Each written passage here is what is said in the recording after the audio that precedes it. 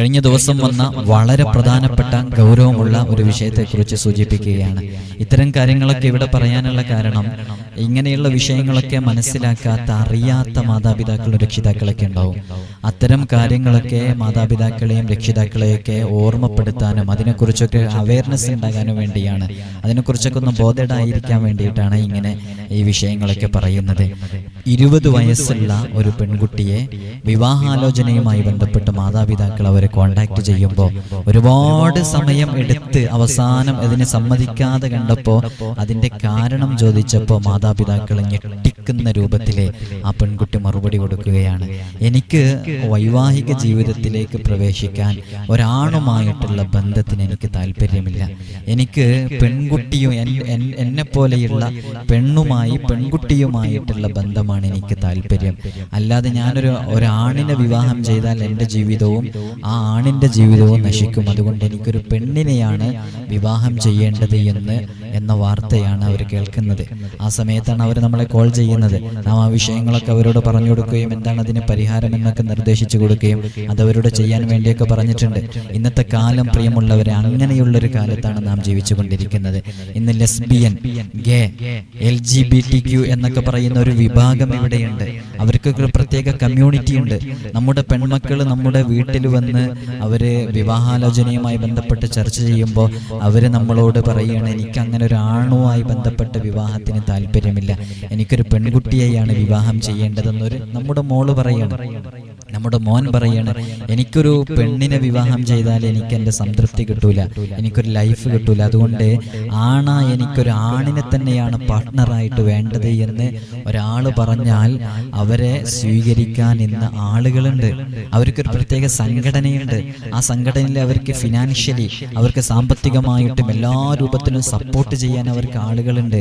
കോടതിയിൽ ചെന്ന് കഴിഞ്ഞാൽ അവർക്ക് അനുകൂലമായിട്ടാണ് വിധികൾ വരിക. സമീപകാലത്ത് നടന്ന, ഞാൻ അവരുടെ പേരുകളൊന്നും സൂചിപ്പിക്കുന്നില്ല, സമീപകാലത്ത് ഒരുപാട് ബന്ധങ്ങൾ ആ രൂപത്തിൽ വരികയും അവർ കോടതിയുടെ വിധി പ്രകാരം അവർ സ്വന്തമായിട്ട് വിവാഹം ചെയ്ത് ഒരു പെണ്ണും മുസ്ലിം നാമധാരികളായ പെൺകുട്ടികൾ പരസ്പരം, ഒരു പെണ്ണ് മറ്റൊരു പെണ്ണിനെ വിവാഹം ചെയ്യുന്നു, അവരെ എവിടെയെങ്കിലും ലോഡ്ജ് എടുത്ത് അവര് ഫ്ലാറ്റ് എടുത്ത് അവിടെ താമസിക്കുന്നു. അങ്ങനെ ആ പെണ്ണുമായിട്ട് ഭാര്യ ഭർത്താക്കന്മാരായി അവർ ജീവിക്കുന്നു, ആണുമായിട്ട് ഭാര്യ ഭർത്താക്കന്മാരായി ജീവിക്കുന്നു. അങ്ങനെയുള്ള ലെസ്ബിയൻ, ഗേ കപ്പിൾസുകൾ വളരെ വർദ്ധിച്ചു വരുന്ന കാലമാണ്. ഈ കാലഘട്ടത്തിൽ നാം എത്രത്തോളം നമ്മുടെ മക്കളെ നോക്കണം എന്നുള്ളത് സൂചിപ്പിക്കാൻ വേണ്ടിയാണ് ഞാൻ പറയുന്നത്.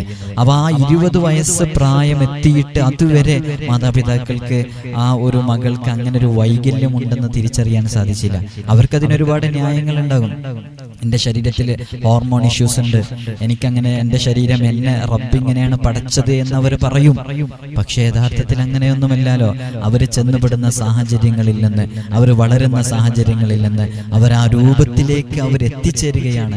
ഇവരൊക്കെ ഒരു പ്രത്യേക ഇത്തരം വിഷയങ്ങളൊക്കെ വീട്ടിൽ നിന്ന് മാക്സിമം അവരെ മാതാപിതാക്കൾ പുറത്താക്കുകയോ അല്ലെങ്കിൽ അവരെ അവോയ്ഡ് ചെയ്യുകയൊക്കെ ചെയ്യും. ഈ സമയത്ത് അവർ കേരളത്തിൻ്റെ നഗരപ്രദേശങ്ങളിലേക്ക് എത്തും. കൊച്ചി, ബാംഗ്ലൂർ പോലെയുള്ള സ്ഥലങ്ങളിലേക്കൊക്കെ എത്തിയിട്ട് അവരുടെ കാര്യങ്ങളൊക്കെ വളരെ സന്തോഷത്തോടു കൂടെ അവർ അവിടെ നടക്കും. അപ്പൊ അത്തരം സാഹചര്യങ്ങൾ നമ്മുടെ മക്കളിലേക്ക് എത്താതിരിക്കാൻ വേണ്ടി വളരെയധികം ബോധവാന്മാരാകണം. കഴിഞ്ഞ ദിവസം ആ കുടുംബം വിളിച്ചിട്ട് അവർക്ക് സംസാരിച്ച് പൂർത്തിയാക്കാൻ പറ്റുന്നില്ല അവരുടെ സംസാരം. അവർ പൊട്ടിക്കരയുകയാണ് വിളിച്ചിട്ട്.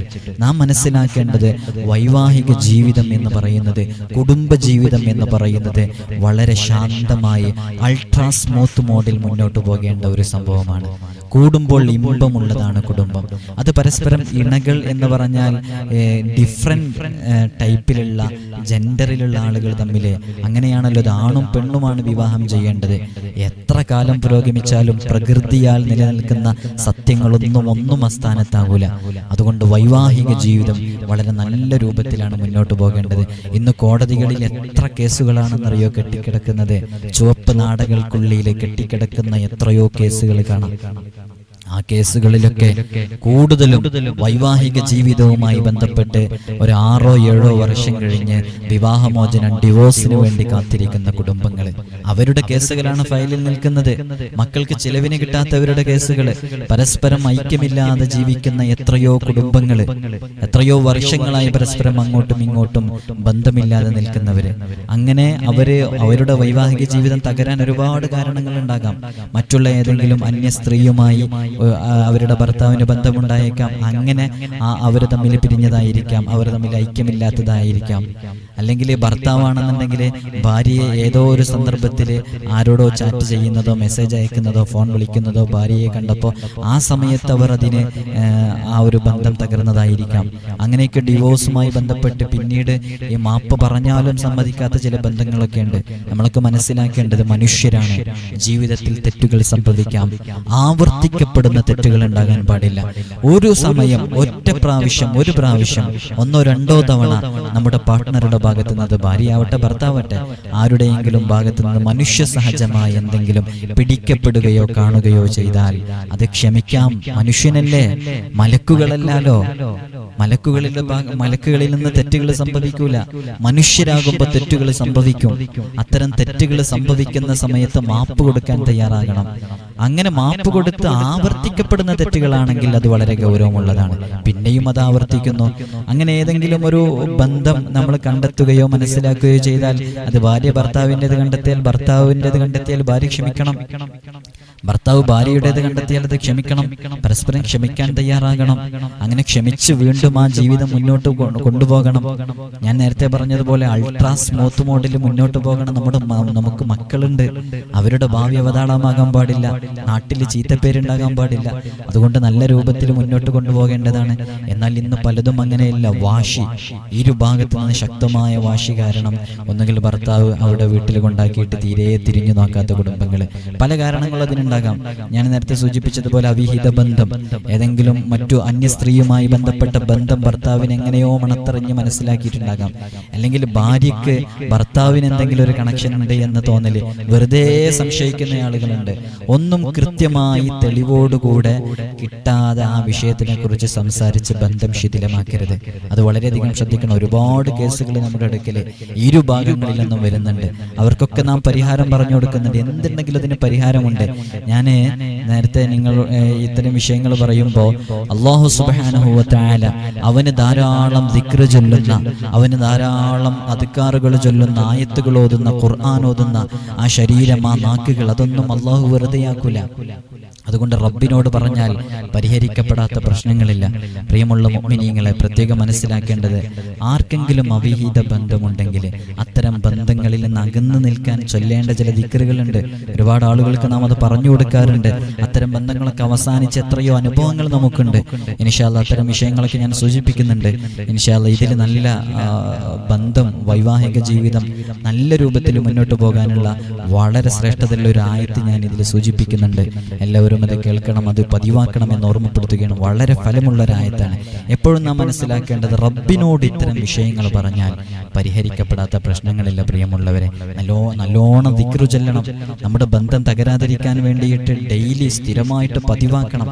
നല്ല രൂപത്തിൽ കുടുംബജീവിതം മുന്നോട്ട് നയിക്കുന്നവരാണെങ്കിലും, ഇനി അതിലെന്തെങ്കിലും പ്രശ്നങ്ങളുള്ളവരാണെങ്കിലും, അവിഹിത ബന്ധമുണ്ടായിട്ട് പ്രയാസപ്പെടുന്നവരാണെങ്കിലും അതൊക്കെ നിർത്തലാക്കാൻ കഴിയും. നമ്മുടെ മോൾക്ക് ഏതെങ്കിലും ഒരു, കഴിഞ്ഞ ദിവസം ഫോൺ വിളിച്ചതിൽ ഒരു ക്രിസ്ത്യൻ യുവാവുമായിട്ട് അവരുടെ മോൾക്ക് ബന്ധമുണ്ടായിട്ട് അത് ഒഴിവാക്കാൻ പറ്റുന്നില്ല. മോള് ഭീഷണിപ്പെടുത്തുന്നു, ഞാൻ ചാടിപ്പോകുമെന്ന് പറഞ്ഞിട്ട്. അല്ലാഹു സുബ്ഹാനഹു വ തആല കാത്തുരക്ഷിക്കുമാറാകട്ടെ. അവർക്ക് നാം അതിൻ്റെ ഒരു പരിഹാരം പറഞ്ഞു കൊടുത്തിരുന്ന ആ ബന്ധം ഒഴിവാക്കാൻ വേണ്ടിയിട്ട്.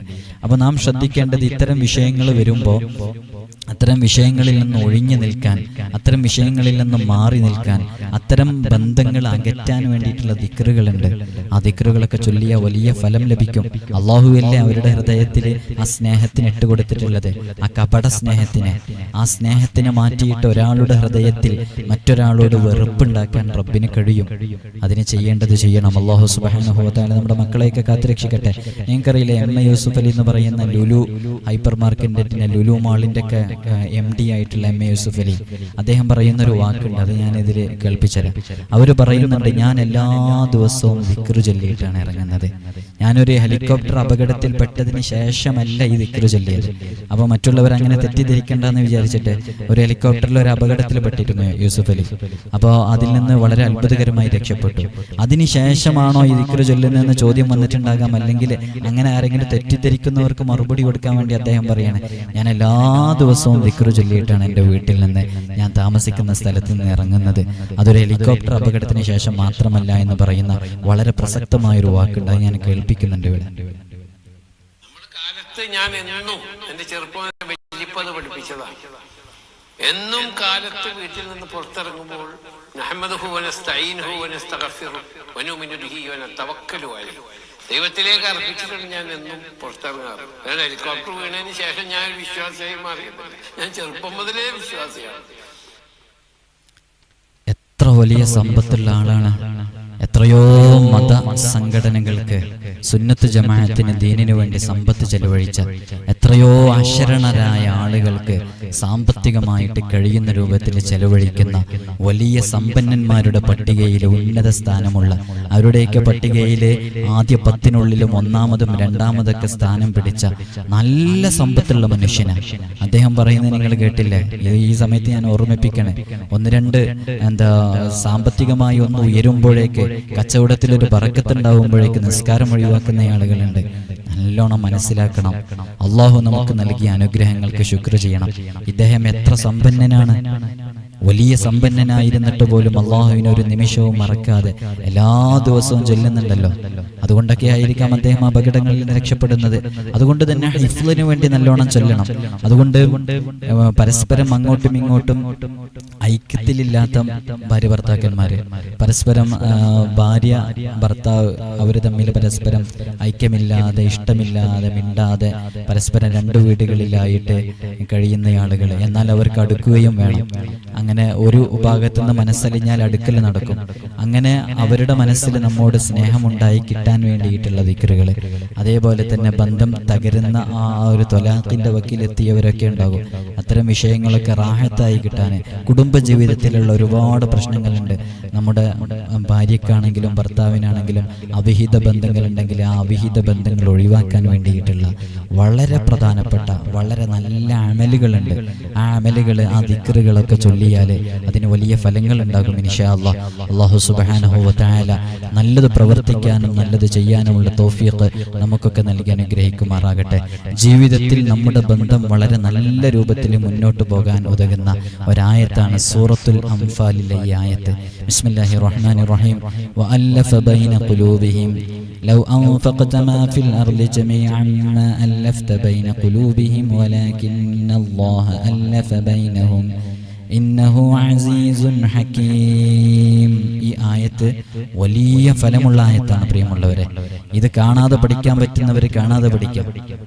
എല്ലാ ദിവസവും ഒരു നേരം, രാവിലെയോ വൈകുന്നേരമോ ഒരു നേരം 3 തവണ ഈ ആയത്ത് പതിവാക്കുക. നിലവിൽ വളരെ നന്നായി പോകുന്ന കുടുംബ ബന്ധം പിന്നെ ഒരിക്കലും തകരൂല ഇൻഷാ അല്ലാഹ്. ഇത് ജീവിതത്തിൽ പതിവാക്കുക. നല്ല ഫലമുള്ള വലിയ മഹത്വമുള്ള ഒരു ആയത്താണ്. കുടുംബജീവിതം വളരെ നല്ല സ്നേഹത്തോടുകൂടെ മുന്നോട്ട് കൊണ്ടുപോകാൻ കഴിയുന്ന വളരെ മഹത്വമുള്ള ഒരു ആയത്ത്. അതുപോലെ തന്നെ നേരത്തെ ഞാൻ സൂചിപ്പിച്ച അവിഹിത ബന്ധമുള്ള ആ ബന്ധങ്ങൾ ഒഴിവാക്കാൻ, നമ്മുടെ മോൾക്ക് ഏതെങ്കിലും ഒരു അന്യാണുമായി ബന്ധപ്പെട്ടിട്ട്, അല്ലെങ്കിൽ മോൻക്കൊരു അന്യ പെണ്ണുമായി ബന്ധപ്പെട്ടിട്ട് ഇങ്ങനെയുള്ള അവിഹിത ബന്ധങ്ങളും അനാവശ്യ ബന്ധങ്ങളൊക്കെ ഒഴിവാക്കാൻ, മദ്യപാനവുമായി അടിമപ്പെട്ട് ജീവിച്ചുകൊണ്ടിരിക്കുന്ന മക്കളുടെ ഭർത്താവിൻ്റെയൊക്കെ ആ ദുസ്വഭാവം മാറ്റാൻ ഇതിനൊക്കെയുള്ള നല്ല ഫലമുള്ള ദിക്റുകളുണ്ട്. ഞാൻ നേരത്തെ പറഞ്ഞ ആയത്ത് എല്ലാവർക്കും കുടുംബജീവിതം നന്നാവാൻ വേണ്ടിയിട്ട് ചൊല്ലാനുള്ള ഒരു ആയത്താണ്. മുമ്പത്തെ ഒരു വീഡിയോയിൽ ഞാൻ സൂചിപ്പിച്ചിട്ടുണ്ട്, റബ്ബനാ ഹബ് ലനാ മിൻ അസ്വാജിനാ വദുരിയാതിനാ ഖുർറത അയ്യുൻ വജഅൽനാ ലിൽ മുത്തഖീന ഇമാമ. ഈ ആയത്ത് സുബ്ഹിക്ക് ശേഷം ആ ഇരുന്ന ഇരുപ്പിൽ തന്നെ കാലുകൾ ചലിപ്പിക്കാതെ 3 തവണ 11 തവണ ഒക്കെ ചൊല്ലിയാൽ വലിയ ഫലമുണ്ടെന്ന് സൂചിപ്പിച്ചിട്ടുണ്ട്. അതുപോലെ വളരെ മഹത്വമുള്ള സ്നേഹം സുദൃഢമാകാനുള്ള ആയത്താണ് ഈ ആയത്ത്. അല്ലാഹു സുബ്ഹാനഹു വ തആല തൗഫീഖ് നൽകി അനുഗ്രഹിക്കുമാറാകട്ടെ. അതുപോലെ തന്നെ നേരത്തെ ഞാൻ പറഞ്ഞ വിഷയങ്ങൾക്കൊക്കെ നിങ്ങൾ ഈ നമ്പറിൽ കോൾ ചെയ്യുമ്പോൾ അത് വലിയ നമുക്ക് ഫോൺ എടുക്കാനോ മറ്റൊന്നും സാധിക്കാത്ത സിറ്റുവേഷൻ അതിൽ വരാറുണ്ട്. അതുകൊണ്ട് തന്നെ അതിലേറ്റവും നല്ലത് ഞാൻ എപ്പോഴും സൂചിപ്പിക്കാറുള്ളത് പോലെ ഇതിൽ കാണുന്ന വാട്സപ്പ് നമ്പറിൽ നിങ്ങൾ കോൺടാക്ട് ചെയ്താൽ ഇൻഷാ അല്ലാഹ് വാട്സപ്പ് നമ്പറിൽ കോൺടാക്ട് ചെയ്യുമ്പോൾ നമുക്ക് സമയത്തിനനുസരിച്ച് അതിൽ നമുക്ക് റീപ്ലൈ നൽകാൻ സാധിക്കും. അല്ലാഹു സുബ്ഹാനഹു വ തആല നാം അനുഭവിച്ചു കൊണ്ടിരിക്കുന്ന പ്രയാസങ്ങൾ, ബുദ്ധിമുട്ടുകൾ എല്ലാത്തിൽ നിന്നും റബ്ബ് സുബ്ഹാനഹു വ തആല നമുക്ക് വലിയ സലാമത്ത് നൽകട്ടെ. കുടുംബജീവിതം അല്ലാഹു ഖൈറിലും സന്തോഷത്തിലും റാഹത്തിലുമാക്കി തരട്ടെ. ആമീൻ ബിറഹ്മതിക യാ അർഹമർ റഹീമീൻ. അസ്സലാമു അലൈക്കും.